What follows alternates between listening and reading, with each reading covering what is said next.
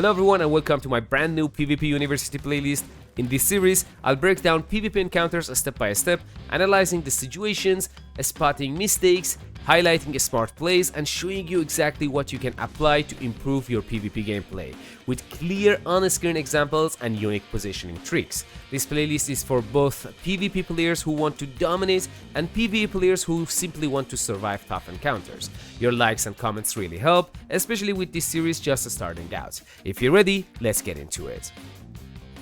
Let's start with one of the most common high-pressure situations. You get shot in the open and have to turn a chaotic 2v2 fight into a manageable 1v1. How do you approach these moments? The answer is simple. Intel is everything. They shot first, which means they have asserted their position and they believe they have the advantage. Don't panic and fire back immediately. Instead, wait a moment, force them to commit to a push and confirm their direction. Once you've done that, land a clean opening shot to give yourself and your teammates a critical advantage. At this moment, I was a bit unlucky. After I landed that shot on the first guy, my friend didn't notice another guy pushing from the right and I took massive damage. My augment triggered, popping the smoke, and I had to disengage from that spot. I didn't disengage as fast as I should have. I tried to shoot him a bit first to buy myself some time. Then I used the ladder behind that area to escape as quickly as possible and started healing up. I call this a Disengage Protocol, and it's something you need to keep using in different situations. And why I did that? There are many reasons. There is not enough cover there. If they threw grenades, then I'm done. If they try to push it from two different sides, I'm done. So for me, the best option here is to find a location that they're not aware of. And look what I do next. So after I was forced to retreat, my goal was to re-enter the fight on my own terms. How to do that?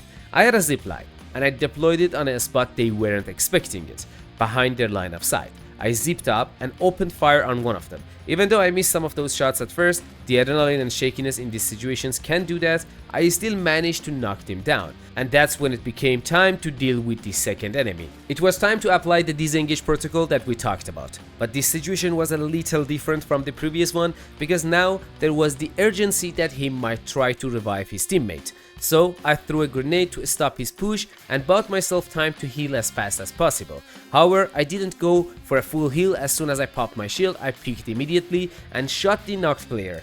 Doing this is a psychological tactic. It forces the enemy to either push forward to protect their teammates or stay in cover and let them die. As you can see, it pushed him out of cover, which gave me a clear view of his position. At this point, I felt the urgency to keep the pressure before he could revive his teammate, so I pushed again and shot the knocked guy once more to force him out of cover. This time, right after shooting the knocked guy, I rotate my aim to the enemy's possible peak location which I knew about, which allowed me to land a clean headshot that forced him back behind cover. To his credit, this enemy was smart. Instead of going fully behind cover and healing, he tried to keep shooting me because he knew he had cover while I was out in the open. But I didn't rush it. I knew he was low and had to heal at some point, so I backed up to my cover. Since I know he could keep peeking from the same angle, I threw a blaze grenade at the exact spot to stop him from using that position again. This let me close the distance without getting shot in the open. After the grenade, I pushed forward, slide and shoot him in the face, which forced him to retreat even farther and completely stopped any chance of him reviving his teammate. But the fight wasn't over yet. He still had the chance to revive his teammate, heal up and turn the fight around. I didn't have eyes on him, but I assumed he went down the stairs, so I took the high ground as fast as possible. From there, I had much better visibility. I heard the sound of him going down the stairs, so I peeked and finished his knocked teammate. Now it became a straight 1v1, and based on the audio cues, I could guess where he was positioned. I blocked the only path he could push me from, then flanked him from another angle. When I spotted him, I landed a clean shot, dropped down, and finished him with my Borletta. Just a few accurate shots to his head won me the fight. But at the end of the day, winning one fight is just the start.